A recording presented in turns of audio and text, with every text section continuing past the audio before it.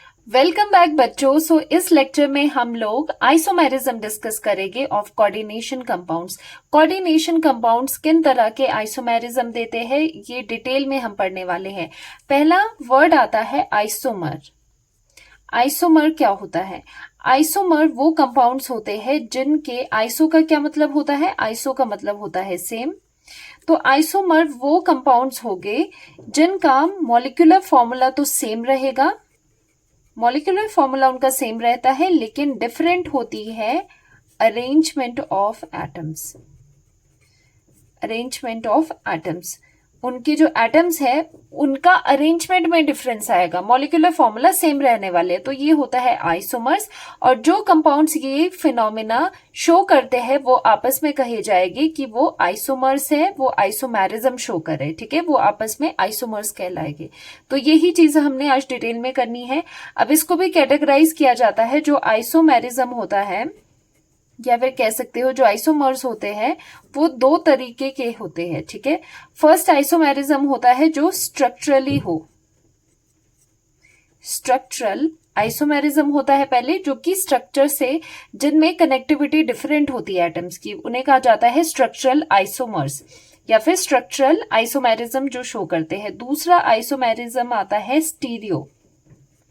Stereo isomerism. इसके under दो type आते हैं। इसके अंडर आता है ज्योमेट्रिकल आइसोमर्स और optical isomers. Geometrical and optical isomers आते हैं स्टीरियो आइसोमेरिज्म में। और स्ट्रक्चरल में हम 4 आइसोमर्स पढ़ते हैं। ठीक है, तो यहां पर नोट्स में देखते हैं यही चीजें हैं। आइसोमर्स क्या होते हैं? सेम मॉलिक्यूलर फॉर्मूला जैसे कि आपको बता दिया है। डिफरेंट होती है इनमें अरेंजमेंट ऑफ एटम्स। जस्ट जो एटम्स हैं उनका अरेंजमेंट डिफर करेगा। अब आइसोमेरिज्म के जैसे कि बताया गया है, आपको बताया है मैंने अभी कि 2 टाइप्स होते हैं इसके। ठीक है, कैटेगराइज इनको करते हैं हम इस तरह से। स्ट्रक्चरल आइसोमेरिज्म होता है और स्टीरियो आइसोमेरिज्म। स्टीरियो आइसोमेरिज्म में ज्योमेट्रिकल आइसोमेरिज्म हो गया, ऑप्टिकल आइसोमेरिज्म हो गया। और जो स्ट्रक्चरल आइसोमेरिज्म है उसके हमने 4 पार्ट्स करने हैं फर्दर। फर्स्ट होता है लिंकेज आइसोमेरिज्म, फिर आयनाइजेशन, सॉल्वेट, लास्ट में कोऑर्डिनेशन आइसोमेरिज्म। तो आज के लेक्चर में हम ये वाला पार्ट कवर करने वाले हैं, ये दूसरे लेक्चर में करेंगे। स्ट्रक्चरल आइसोमेरिज्म पढ़ेंगे विद एग्जाम्पल। यहां से क्वेश्चन बनता ही बनता है, तो अच्छे से आप ये करना। ठीक है, तो आइसोमर आपको समझ आ गया। आइसोमर्स क्या होते हैं उसकी डेफिनेशन एक बार देख लेंगे। यहाँ पर उसकी डेफिनेशन क्या है? यहाँ पर isomers have one or more different physical or chemical property because of the different arrangement of atoms। अच्छा, एक बात समझो इस चीज को। अगर एटम्स का अरेंजमेंट डिफरेंट होगा तो कहीं ना कहीं उसकी फिजिकल या फिर केमिकल प्रॉपर्टी भी दूसरे से डिफर होगी। बेशक सेम 2 कॉम्प्लेक्सेस है, इनके मॉलिक्यूलर फॉर्मूला सेम है। मान लो कि ये क्या है? स्ट्रक्चरल आइसोमर्स है, मतलब दोनों के मॉलिक्यूलर फॉर्मूला सेम है, लेकिन ये डिफर कर रहे हैं एटम्स की अरेंजमेंट में। तो कहीं ना कहीं दोनों की जो प्रॉपर्टी है, चाहे वो फिजिकल हो या फिर केमिकली, वो चीजें डिफर करेगी क्योंकि यहाँ पर जो लिंकेजेस है वो डिफर हो जाती है स्ट्रक्चरल आइसोमर्स में। मतलब यहाँ पर कनेक्टिविटी डिफरेंट होती है एटम्स की। ठीक है, यहाँ पर आप आगे पढ़ोगे तो यहाँ पर स्पेशल अरेंजमेंट्स की बात होती है। स्ट्रक्चरल आइसोमर्स क्या होते हैं? जिनके सेम फॉर्मूला होता है, कौन सा? Molecular formula. और डिफरेंट होती है कनेक्टिविटी ऑफ लाइगेंड्स या फिर आयंस। जो भी अंदर लाइगेंड्स है, आयंस है, उनकी कनेक्टिविटी यहाँ पर डिफरेंट होती है। फर्स्ट करेंगे लिंकेज आइसोमेरिज्म। तो लिंकेज आइसोमेरिज्म जो फिनोमेना शो करते हैं उन्हें कहते हैं लिंकेज आइसोमर्स। अब ये जो आइसोमेरिज्म होता है लिंकेज वाला, ये कब अराइज होता है? तो आपने हमेशा याद रखना है जब आप बात करते हो लिंकेज आइसोमर की, लिंकेज आइसोमर या फिर लिंकेज आइसोमेरिज्म कब शो होती है? जब आपके पास दोनों ही कॉम्प्लेक्सेस में, या फिर 3 भी हो सकते हैं, चलो यहां पर 2 ही लेते हैं, दोनों ही आइसोमर्स में क्या हो? एम्बिडेंटेड लाइगेंड हो। ठीक है, जब भी आपको कॉम्प्लेक्स में एम्बिडेंटेड लाइगेंड दिख रहा है तो समझ जाना ये एग्जाम्पल किसके हैं, लिंकेज आइसोमर के हैं। क्योंकि ये लिंकेज आइसोमर में क्या होता है, दोनों कॉम्प्लेक्सेस के मॉलिक्यूलर फॉर्मूला बिल्कुल सेम होंगे। जस्ट डिफरेंस क्या होगा, एक में एम्बिडेंटेड लाइगेंड का जो कोऑर्डिनेशन है, उसका जो लिंकेज है वो डिफरेंट एटम से होगा और इसमें डिफरेंट होगा।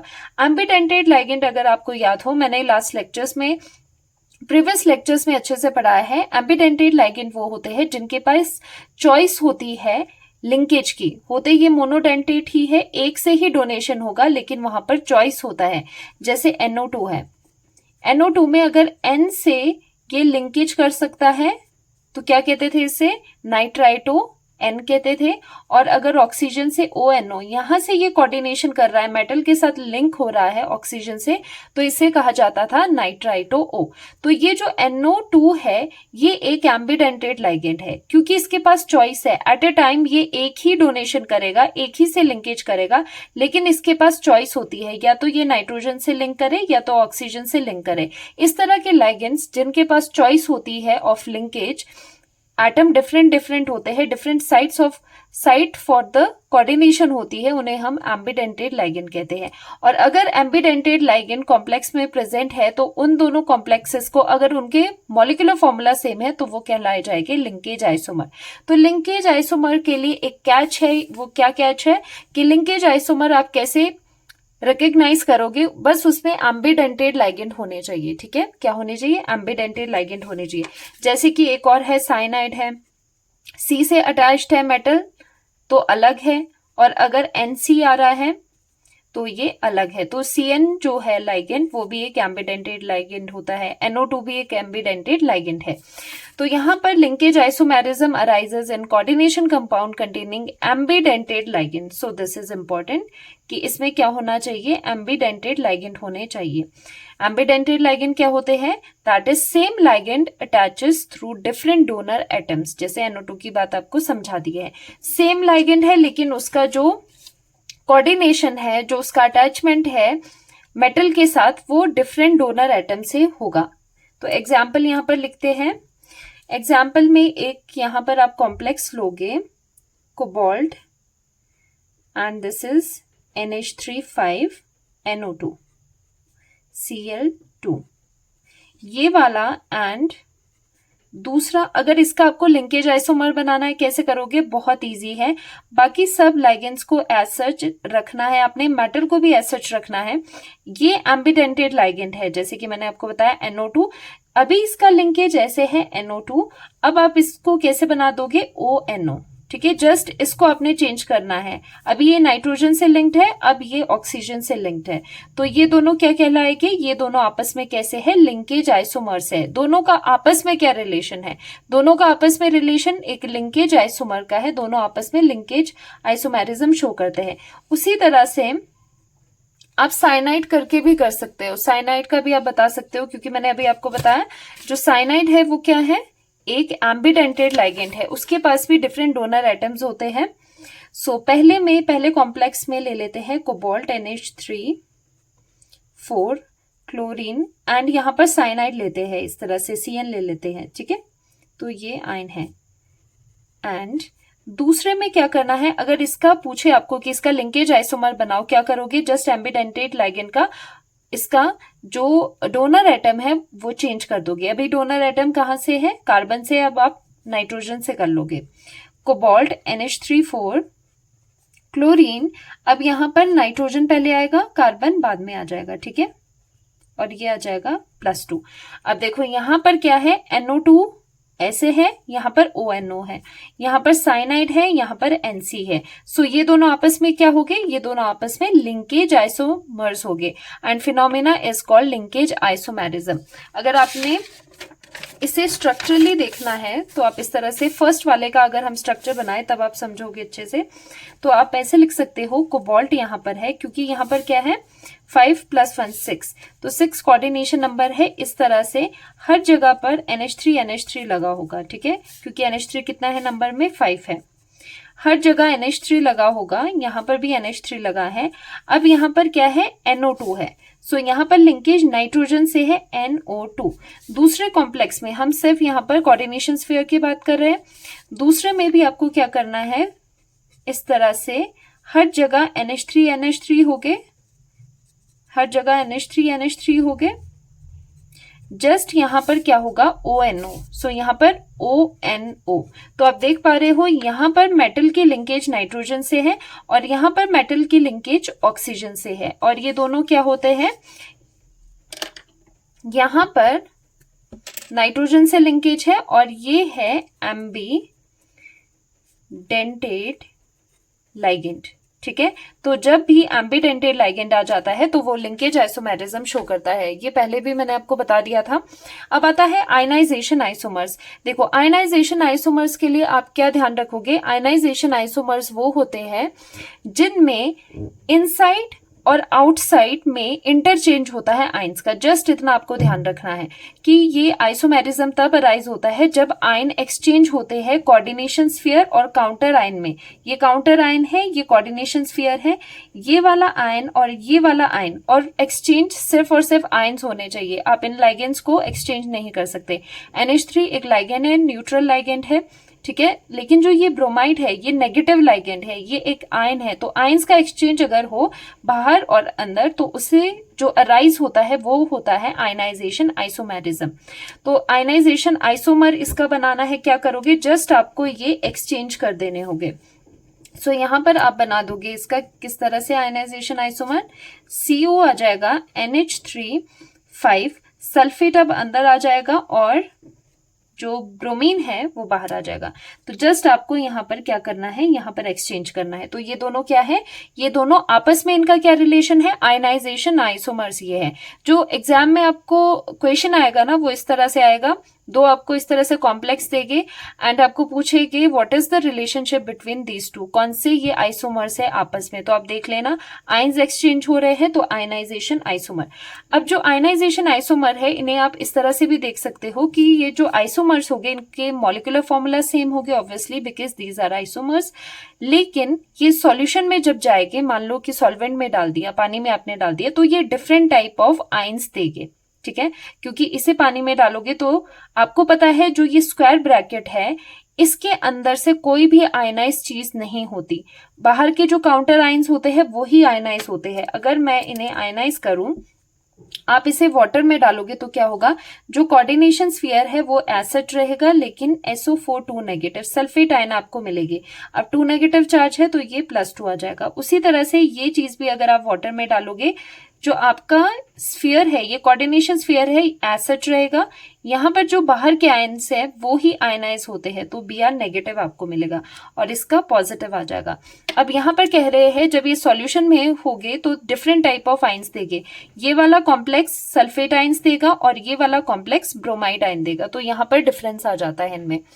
अब देखो इनमें क्वेश्चन बनता है, कैसे बनता है, इनमें ऐसे बनता है क्वेश्चन। इक्वेशन है आपके एनसीईआरटी में, ये दोनों कॉम्प्लेक्सेस दिए हुए हैं, पूछा गया है कि क्या रिलेशन है, कौन से आइसोमेरिज्म शो करते हैं, कौन सा आइसोमर है, तो आप बता दोगे आयनाइजेशन है। और आपको पूछेंगे कि कैसे आप अपने आंसर को सपोर्ट करते हो और कैसे आप ये चीज बता सकते हो, तो आप इसमें ये बताओगे। मेन चीज ये है कि आयंस डिफरेंट होते हैं सॉल्यूशन में, यहाँ पर आपको सल्फेट आयंस मिलते हैं और यहाँ पर आपको ब्रोमाइड आयंस मिलते हैं। तो आप क्या करते हो, इनके लिए आप डिटेक्शन के लिए टेस्ट करते हो। देखो फर्स्ट जो कॉम्प्लेक्स है इसके जो कलर है थोड़ा सा ध्यान रख लेना, this is red violet and this is red in colour.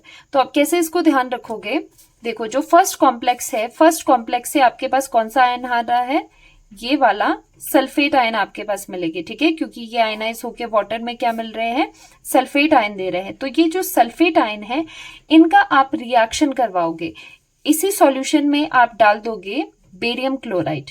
जब ये बेरियम क्लोराइड के साथ रिएक्शन करेगा तो ये जो सल्फेट है बेरियम के साथ जाके बेरियम सल्फेट बना देगा, इसके PPT बना देगा। तो ये कंफर्मेटरी टेस्ट होता है सल्फेट के लिए कि प्रेजेंस ऑफ सल्फेट यहाँ पर है। ठीक है, उससे पता चलता है कि बाहर स्फीयर से बाहर सल्फेट यहाँ पर प्रेजेंट है, तो आपको बेरियम सल्फेट के PPT दिखेगी।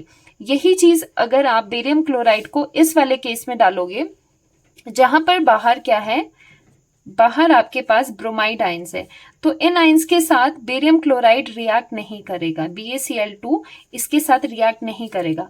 अब इसके लिए कंफर्मेटरी टेस्ट कौन सा होगा? आपको पता है हेलोजेंस के लिए क्या होता है? हेलोजेंस के लिए हम करते हैं सिल्वर नाइट्रेट टेस्ट। ठीक है, सिल्वर नाइट्रेट टेस्ट करते हैं जब यहां पर आप इसके साथ AgNO3 डालते हो, AgNO3 डालोगे तो ये AgBr के PPT आपको मिलेगी। ठीक है, तो इससे ये कंफर्म होगा कि यहाँ पर ब्रोमाइड बाहर है, और BaSO4 के PPT से पता चलेगा कि सल्फेट बाहर है। तो डिफरेंट डिफरेंट आयंस है, तो ये दोनों क्या है? ये आयनाइजेशन आइसोमर्स है। ठीक है, इन सॉल्यूशन SO4 मिलता है, when reacts with the BaCl2 it gives PPT of barium sulphate. तो इससे पता चल गया प्रेजेंस ऑफ सल्फेट आयंस। यहाँ पर क्या हो गया? सल्फेट आयन का टेस्ट ये वाला कंपाउंड, ये वाला कॉम्प्लेक्स नहीं देगा, लेकिन ये AgBr के PPT देगा, व्हाइट PPT, जब आप पूरे सॉल्यूशन को रिएक्ट करवाते हो AgNO3 के साथ। ठीक है, ये इंपॉर्टेंट है, ये कर लेना, क्योंकि NCERT में एज सच ये क्वेश्चन है, कैसे आप अपने आंसर को सपोर्ट करते हो। तो ये दो टेस्ट दे देना। कौन कौन से टेस्ट है? एक बेरियम क्लोराइड के साथ टेस्ट है और दूसरा AgNO3 के साथ टेस्ट है। यहाँ पर मिलेगा बेरियम सल्फेट, यहाँ पर मिलेगा आपके पास AgBr। और कुछ एग्जाम्पल्स देख लो इसके आयनाइजेशन आइसोमर्स के। अब यहाँ पर क्या है? NO3 नेगेटिव आयन है, ये भी आयन है। अब इनका क्या होना है? आपस में एक्सचेंज हो जाना है, इंटरचेंज हो जाना है। तो ये क्लोराइड अंदर आ जाएगा, NO3 बाहर आ जाएगा।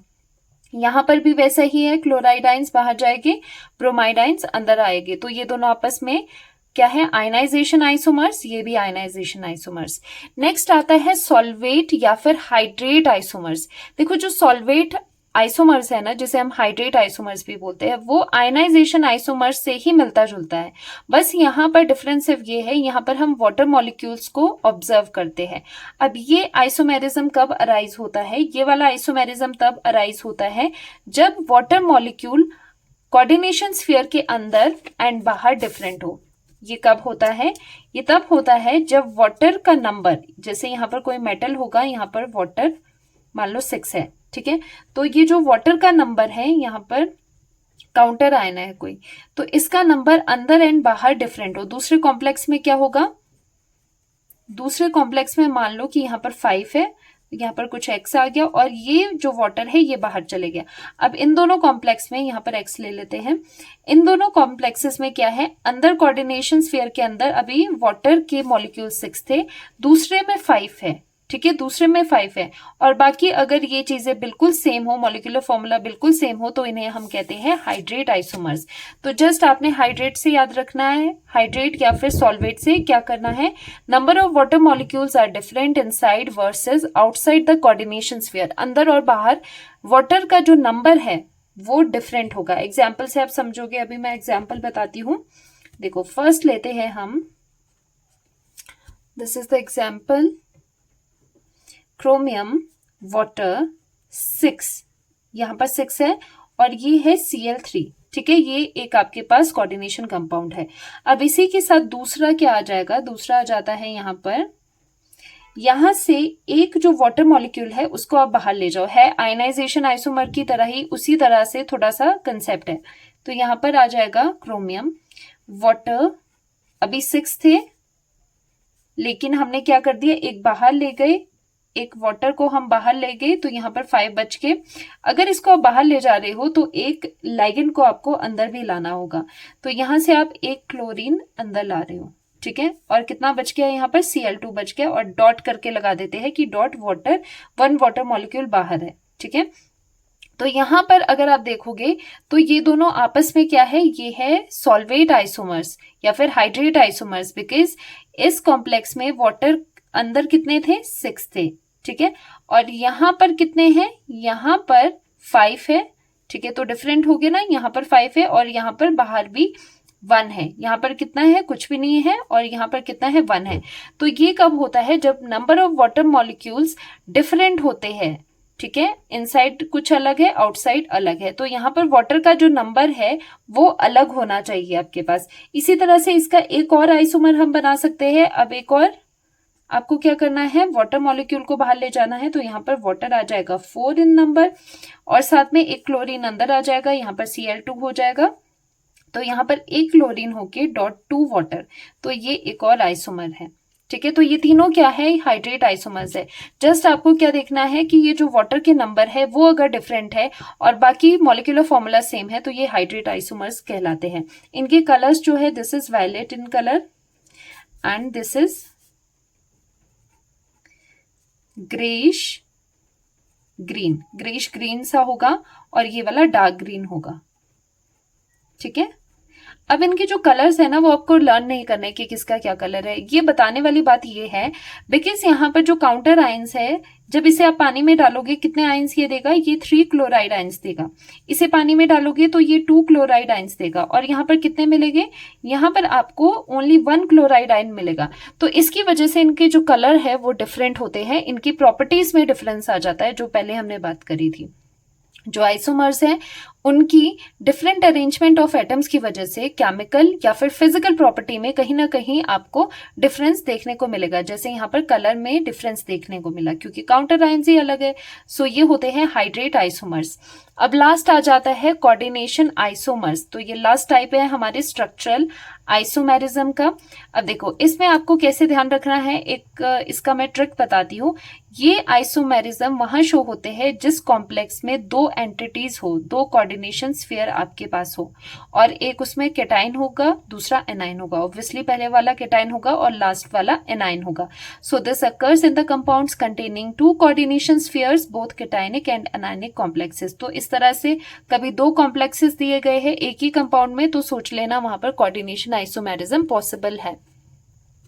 एग्जाम्पल इसका देख लो। अब इसमें कैसे करना है, आप कोऑर्डिनेशन आइसोमेरिज्म कैसे देखोगे, इसमें लाइगेंड्स का इनमें एक्सचेंज होता है बिटवीन द स्फीयर। कैसे, ये एक आपके पास कोऑर्डिनेशन कंपाउंड है। अब इसमें देखो 2 ब्रैकेट्स है ना, तो इसमें 2 ब्रैकेट्स है। अब आपको जस्ट क्या करना है, जो लाइगेंड्स है उनका इंटरचेंज करना है।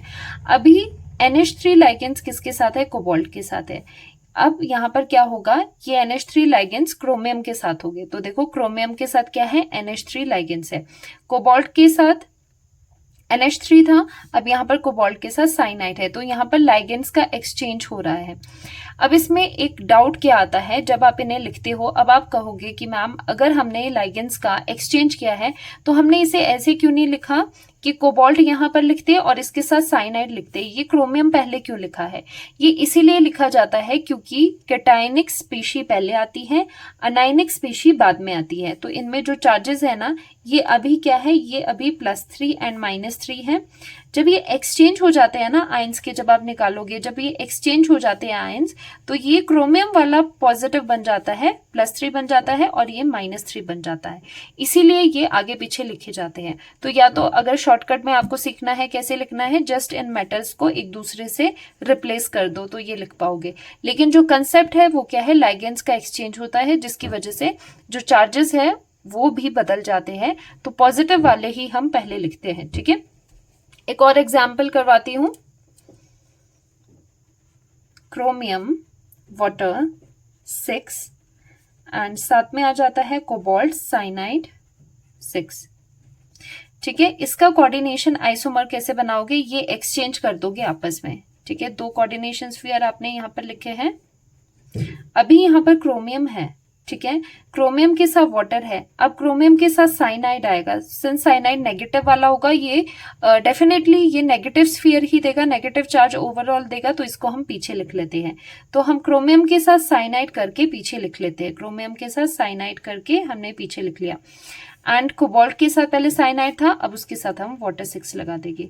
तो ये दोनों क्या बन गए आपस में, कोऑर्डिनेशन आइसोमर्स। तो इसके लिए क्या शॉर्टकट है, जहां पर 2 आपको इस तरह से स्फीयर्स, कोऑर्डिनेशन स्फीयर्स दिखाई दे, वो कोऑर्डिनेशन आइसोमेरिज्म शो कर सकते हैं अगर उनके मॉलिक्यूलर फॉर्मूला सेम है और जस्ट वहां पर लाइगेंड्स का एक्सचेंज देखने को आपको मिल रहा है बिटवीन द स्फीयर्स। तो एक समरी मैं आपको करवा लेती हूं। अभी तक जितने भी हमने स्ट्रक्चरल आइसोमर्स पढ़े हैं उन्हें आप कैसे ध्यान रखोगे। देखो पहले आता है लिंकेज आइसोमर। लिंकेज आइसोमर तभी होगा, देखो ये जो चीजें है ना, ये ऐसा आपको एग्जाम्पल्स लर्न नहीं करने हैं, आपको क्वेश्चन में दिया होगा। जैसे ये दोनों है कॉम्प्लेक्स, कि इन दोनों का आपस में क्या रिलेशन है, तो आपको रिकॉग्नाइज करना आना चाहिए वहां पर कि ये कैसे लाइगेंड्स है, ये कैसे आपस में ये आइसोमर्स है, कैसे इनका रिलेशन है। तो लिंकेज आइसोमर्स तब होंगे जब उनमें एक एम्बिडेंटेट लाइगेंड हो, ठीक है, जैसे NO2 वाला एग्जांपल है। और आयनाइजेशन आइसोमर कब होगी, जब एक्सचेंज ऑफ आयंस हो, किसमें, काउंटर आयन में और कोऑर्डिनेशन स्फीयर में, अंदर और बाहर आयंस का एक्सचेंज अगर हो रहा है तो वो आयनाइजेशन आइसोमर होगा। सॉल्वेट आइसोमर कौन से होंगे, जिसमें वाटर मॉलिक्यूल डिफरेंट होंगे, कोऑर्डिनेशन स्फीयर में अंदर वाटर मॉलिक्यूल का जो नंबर है वो बाहर से डिफरेंट हो जाएगा दूसरे में, ठीक है, या फिर इन शॉर्ट कि जो ये अंदर नंबर है ये डिफरेंट है, यहाँ पर 6 है, यहाँ पर 5 है, यहाँ पर 4 है। ओके, लास्टली कोऑर्डिनेशन आइसोमर्स कब होंगे, जब 2 स्फीयर्स आर देयर, अगर 2 स्फीयर्स हैं और उनमें लाइगेंड्स का एक्सचेंज आपको देखने को मिल रहा है तो वो कहलाए जाएगी कोऑर्डिनेशन आइसोमर्स। तो ये था आपका स्ट्रक्चरल आइसोमेरिज्म, जिसमें हमने 4 पॉइंट्स करे थे। अब नेक्स्ट लेक्चर में हम कवर करेंगे ज्योमेट्रिकल आइसोमेरिज्म, जिसमें किसका पार्ट है, वो स्टीरियो आइसोमेरिज्म का पार्ट है। स्टीरियो आइसोमेरिज्म क्या होती है और उसके further geometrical and optical isomerism कैसे अराइज होते हैं। तो मिलते हैं नेक्स्ट लेक्चर में, तब तक अच्छे से पढ़िए।